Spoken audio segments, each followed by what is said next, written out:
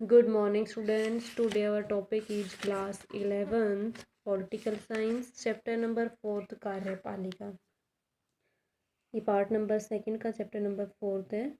तो इसमें आज हम प्रधानमंत्री की नियुक्ति किस प्रकार की जाती है, उसकी शक्ति, कार्य और स्थिति की किस प्रकार उसकी आलोचना की जाती है, यानी कि आलोचना करने का परीक्षण किस प्रकार से किया जाता है। राष्ट्रपति राज्य का नाम मात्र का अध्यक्ष होता है। वास्तविक जो कार्यपालिका मंत्री परिषद है वो प्रधानमंत्री शासन के और संसदीय शासन व्यवस्था में की वास्तविक शक्ति और अधिकार प्रधानमंत्री के पास होते हैं, न कि राष्ट्रपति के पास। भारत में प्रधानमंत्री के संबंध में संविधान में निम्नलिखित प्रावधान दिए गए हैं। जैसे उसकी नियुक्ति के बारे में बता रखा है। भारतीय संविधान के अनुच्छेद 75 के अनुसार प्रधानमंत्री की नियुक्ति राष्ट्रपति करता है, परंतु उसकी नियुक्ति के लिए वह राष्ट्रपति पर निर्भर नहीं है, क्योंकि राष्ट्रपति को उसी व्यक्ति के इस पद पर नियुक्त करना होता है और कर सकता है जिसे लोकसभा में बहुमत का समर्थन प्राप्त हो। जब किसी भी दल को लोकसभा में बहुमत प्राप्त न हो या बहुमत अपना नेता चुनने में असमर्थ हो तो राष्ट्रपति अपने स्वविवेक से काम तो ले सकता है, परंतु ऐसी स्थिति में भी वह उसी व्यक्ति को इस पद पर नियुक्त करेगा जो बहुमत को अपने साथ रख सकता है, नहीं तो वह अधिक दिन तक इस पद पर नहीं रह सकता। जैसे चंद्रशेखर प्रधानमंत्री पद पर बहुत अधिक दिन तक नहीं टिक सके। 13वीं लोकसभा के चुनाव में किसी भी दल को बहुमत प्राप्त नहीं हुआ। उधर 24 राजनीतिक दलों के संगठन राष्ट्रीय प्रजातांत्रिक गठबंधन ने श्री अटल बिहारी वाजपेयी का अपना नेता चुना तो राष्ट्रपति ने श्री वाजपेयी को प्रधानमंत्री के पद पर नियुक्त किया। वर्तमान में श्री नरेंद्र मोदी प्रधानमंत्री के पद पर कार्यरत है।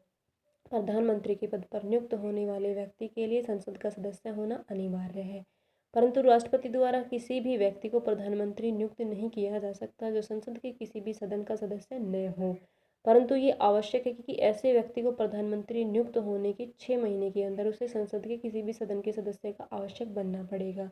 यदि वह ऐसा नहीं करता है तो 6 महीने के समाप्त होने पर वो अपना त्यागपत्र भी उसे देना पड़ता है और बिना किसी निर्वाचन के वह पुनः लोकसभा की शेष अवधि में अपने पद को धारण नहीं कर सकता है। 21 जून 1991 को जब राष्ट्रपति ने श्री पीवी नरसिम्हा राव को प्रधानमंत्री के रूप में शपथ दिलाई थी तो वह संसद के किसी भी सदन के सदस्य नहीं थे। देश के इतिहास में ऐसी पहली बार हुआ था कि किसी ऐसे व्यक्ति को प्रधानमंत्री नियुक्त किया गया जो संसद के किसी भी सदन का सदस्य नहीं था।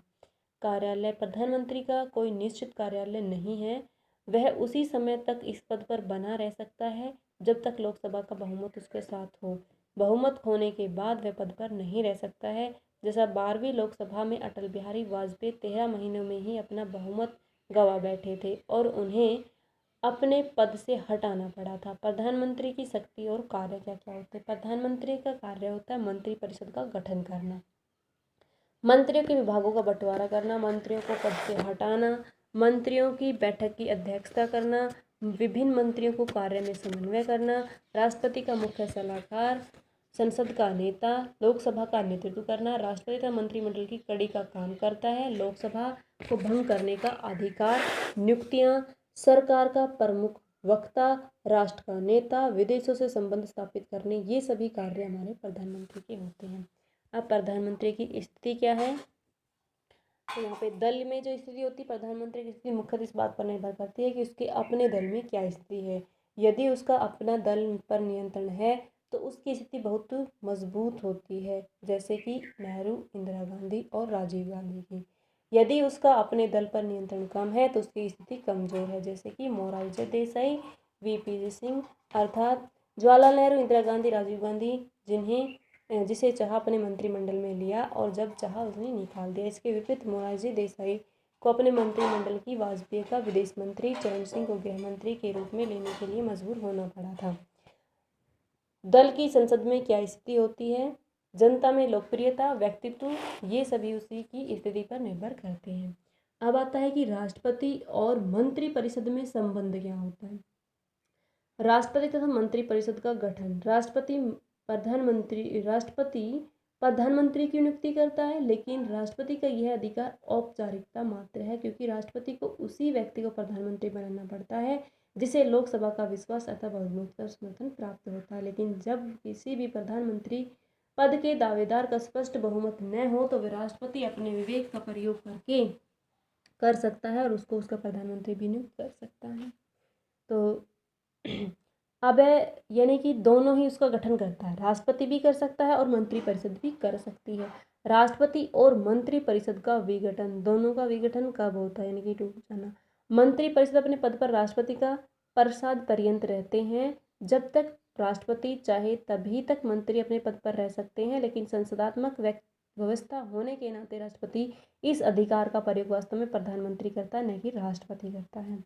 राष्ट्रपति तथा मंत्रिपरिषद की सलाह प्रशासन के लिए राष्ट्रपति नहीं मंत्रिपरिषद के उत्तरदायित्व। राष्ट्रपति का मंत्रिपरिषद को सलाह देना, चेतावनी देने व उत्साहित करने का अधिकार। राष्ट्रपति का सूचना पाने का अधिकार। अब इन दोनों का जो संबंध है वो राष्ट्रपति का निर्वाचन, लोकसभा और राज्यसभा के दोनों के सदस्य उसमें भाग लेते हैं जब राष्ट्रपति का निर्वाचन किया जाता है। तो राष्ट्रपति का महाभियोग द्वारा हटाया जाना, तो दोनों राज्यसभा और लोकसभा दोनों ही उस पर महाभियोग लगाकर उसको हटा सकती हैं। संसद में सदस्यों को मनोनीत करना, ये भी उन्हीं का कार्य होता है लोकसभा के।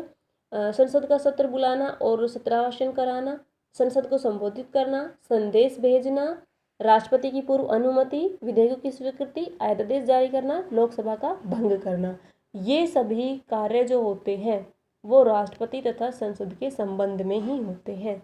तो आज जो हमारा ये टॉपिक, ये चैप्टर था वो कंप्लीट हो चुका है।